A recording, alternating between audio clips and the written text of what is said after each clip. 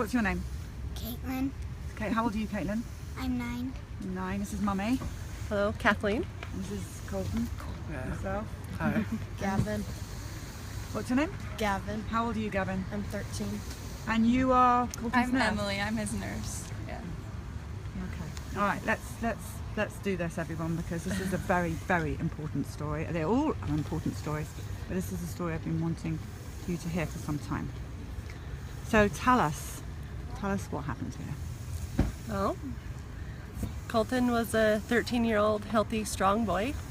He loved to do any sports. You've got some pictures, haven't you? Yes, he loved baseball, motorcycle, anything that has to do with an adrenaline rush, indoor skydiving, a little bit of behind the four-wheeler, snow skiing. He was a handsome kid. Motocross. He still is a handsome kid. Yeah. Let's get up. Motocross was his passion. That was our family sport. We love motocross. He's 13 in this picture here. So this happened when he was 13. So there he is on his 13th birthday. His 13th birthday was almost a year before we had the HPV vaccine. Riding, Wow. good motocrosser. Seriously good. So yeah, he was really awesome. So What a shot. he was going to go to scout camp. For scout camp, you have to have a physical. So we went to the doctor's office, and the doctor says, "Hey, he's the age that you should get the HPV vaccine." I said, "Okay, how come?" Well, it can help prevent cancer, and even if he's not promiscuous, he can still give it to his wife when he gets married. I said, "Oh, that sounds like a pretty good thing then."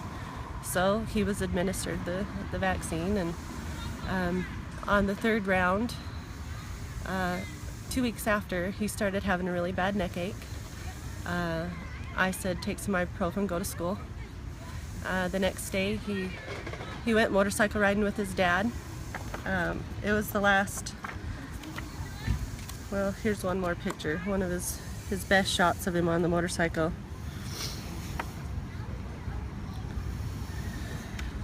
Strong kid. He loved showing off his muscles. Well, Like any strong boy, working out and having fun. Active. Very active. yeah. Very active. That was right before school started, his 8th grade year. For Christmas, he got a big boy bike, so he was upgrading to the adult size bike. He was better than his dad. On his little bike, he could outrun him. And then this is the last day he got to ride that big boy bike. And that day he came home, he was pale, starting to feel nauseous, really sore neck. He didn't feel good. He went to bed, and the next day I checked on him. He still didn't want to get out of bed. I just thought, "Man, you're just really weak and exhausted." And that evening, when he sat up to take a drink of water, he said, "Mom, can you give that to me in my left hand? I can't use my right arm very good. It's weak."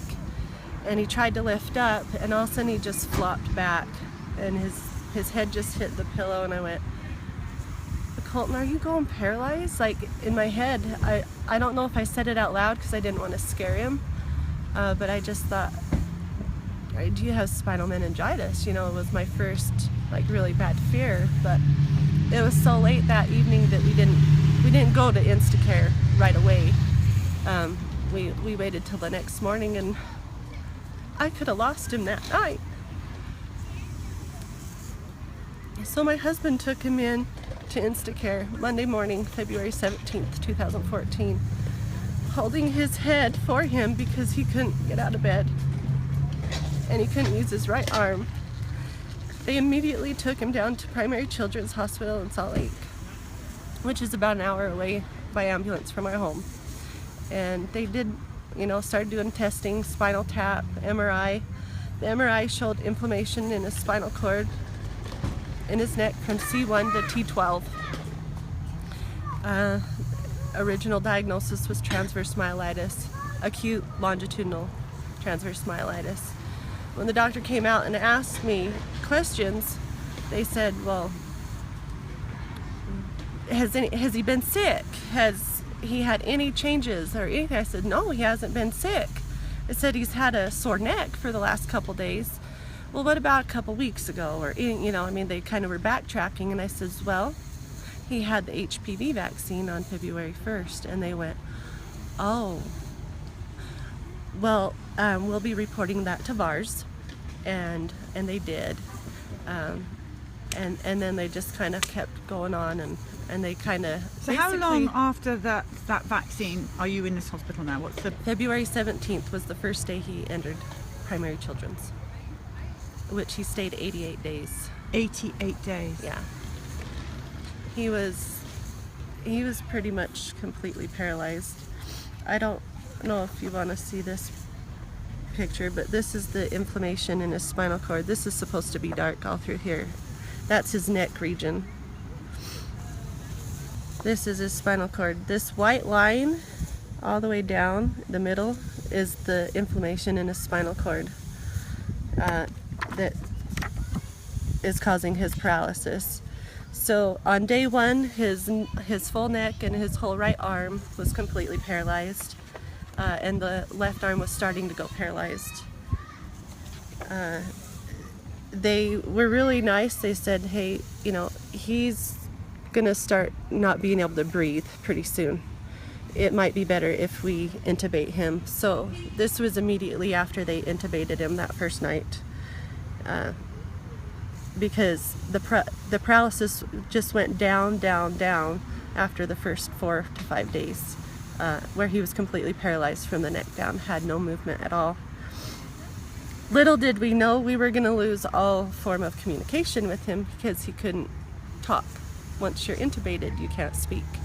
So we were using the thumbs up, the thumbs down to say, are you okay, yes and no, questions. But by the end of that week, he couldn't even move his thumb. So then we're like, now you have to use your eyebrows to say yes or no to us. The next thing they also decided to do was plasmapheresis, which is they put a port in their jugular and they take your blood out and they put new albumin in it. It's basically dialysis of your plasma. And it's just sad to see your kid so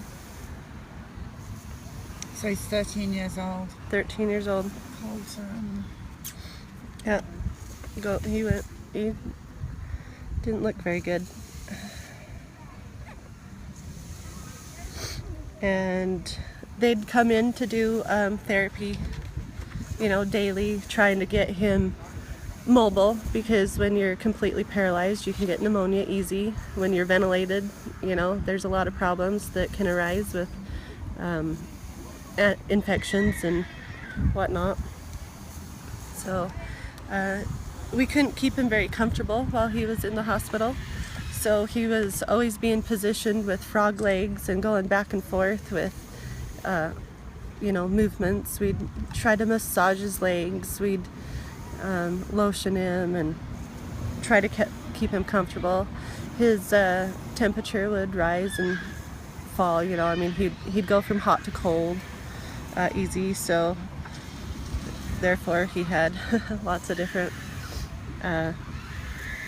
he had gel pillows to hold him in the bed, but he also had ice packs or hot packs, and he'd go back and forth because of his temperature being not regulated very well. He's smiling in this photograph. Colton. So Boy smiling. the one thing about Colton is he does always smile, and you know, he's an awesome kid that way. He doesn't complain. You're good, huh? Yeah, I guess. So this noise that everybody's hearing right now, this breathing apparatus, do you want to talk about that? Well, kind of does get a little annoying in a quiet room. No one's annoyed, everybody's just desperately sad for you. Yeah, I'm it so does sorry. because So tell us from your point of view. Well, it does suck, like, not being able to play sports anymore. Because I did do a lot of sports, and it was my favorite. But You were an awesome sportsman. We've just seen Yeah. photos of you. yeah, now I have to sit on the sideline, just watch everybody. But getting used to it, so it's not as bad anymore. But I do a lot of fun things now, like my razor. I've gone skiing, camping a lot, so it's always been fun. Show some pictures. So Here's a picture of him in his razor. so this is recent. Last March. Yeah, a year But ago. you have to have this breathing apparatus with you the whole time. Yeah, it's about 15 pounds, so I always have to have someone with me to carry it, to get around. It's a literal ball and chain for him because his right arm is completely paralyzed. His left arm only has minimal function now. And he's lucky he's regained his legs and his core strength. He was a complete quad for a whole month and a half. We've done some very rigorous therapy in order for him to be where he is today. We would travel 100 miles round trip a day after he'd go to school to do a couple hours of therapy for a year and a half, 3 to 4 days a week, so that he could get his legs back. So the people who gave you this vaccine, where are they now? What do they say? Our doctor is actually, he's the doctor that delivered him. He's just a family practice doctor. I still like him. I am upset that he still wants to give the vaccine, but you know, he will not give it to boys anymore. He's cautioning on girls to give it to girls, but it's hard when you So he's not going to give the HPV vaccine to boys. correct. Colton, do you just realise how many boys? Yeah, that you it's just saved. good he's at least not doing it to boys, but lots of girls can still get hurt. I think the thing that I was so naive to whatever the medical doctor says, man, if the doctor's going to say something, he's the one that went to school. He knows the best. So of course you're going to do what they recommend. And so that's what I did, you know. I mean, he's been his doctor his whole life. He's been my doctor since I was a teenager. And I still trust him in a lot of other things now when it comes to the vaccinations. I don't trust anybody. They continue to, his other doctors continue to ask, does he need a flu vaccine? I'm like, absolutely not. Well, why not? I says, obviously. I mean, surely they're not pushing any more vaccines on him. Oh, they still try to push. I have to tell him every time I go in, document that I don't want to be asked because I might shred your head. So Colton, what's happened to you is criminal. Basically, it's criminal. Yeah, it is. What's a day like for you? What's your? Could you go to school? Yeah, I go to school. Put that fly off him. It's an annoying fly. It was over with us Yeah. for ages. Yeah. Yeah, I do go to school full time now, but I have to have a lot of assistance to get around a little bit. A lot of it. Are your friends at school Yeah. supportive of what's happened? Yeah, Very. yeah. Some of my best friends have still been with me by my side the whole time, and I do appreciate it. Is there anything that we can do for Colton? I mean, we want to help. We want to do anything that we can. Is this going to get better? Do we? No. He's at his new normal as far as we can tell. We've tried to do a diaphragm pacer where they insert a diaphragm and electrically stimulate the diaphragm. However, his diaphragm has atrophied too much. It wouldn't accept stimulation, so he's pretty much gets to be on this the whole time. People are asking if you're in pain still now. Not really anymore, no. No brain, no Um, pain. No, I'm just kidding. No, I was in a little bit of pain though in the hospital, and for a little while after that, but it's starting to get a little better now. So when you couldn't speak, do you remember what that felt like? It was hard to communicate with people. Couldn't tell them how you felt exactly. It's just yes or no questions.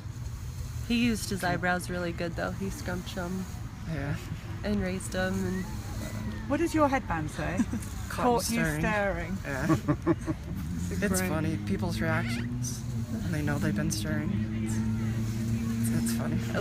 we keep a sense of humor with our lifestyle, I guess. That's how we get through day to day, and you know, we understand people are curious, and it's natural. I mean, so someone's different or looks different, you kind of look, but so this is kind of just a joke. Hit the joke's back on you, you know. We caught you staring at us. What about anger? I haven't really burst out that much. I kind of just keep it to myself. I don't really like to complain. So, There's a lot of people on here that are very angry about what's happened to you. yeah. Very angry.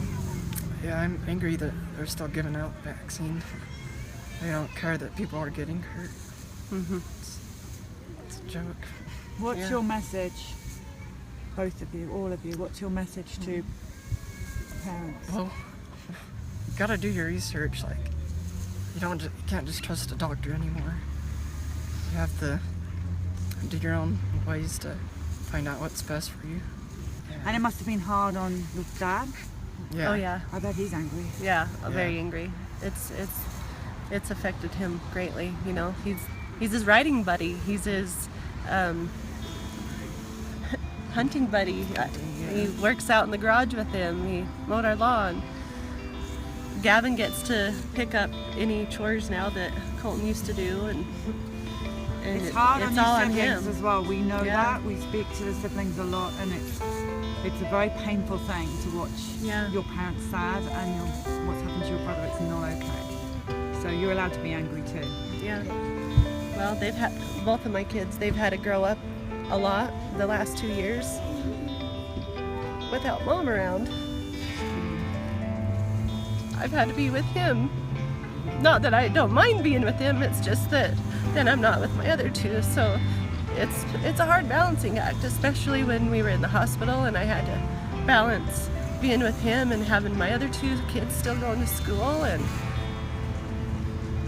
at night, you know,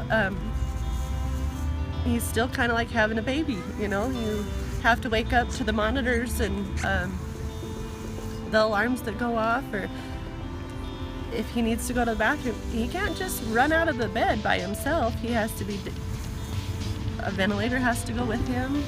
He has to have his cervical collar on in order to go to and from the bathroom. It's gotten a lot better now. But before, when he first got out of the hospital, he wouldn't do it by himself. Now he will do it a little bit by himself. I can show you a picture of him. I cannot tell you how many people are coming forward to us. I mean, our story, Vax, is about the MMR. And since we put Vax out, Gardasil is... Can I show you this? Possibly, would you say? But Gardasil and Detox. The worst. This is a little embarrassing for him to show this, but just so you can see what he looks like when he is balancing his head and trying to make it not fall forward, because he is quite paralyzed in his neck.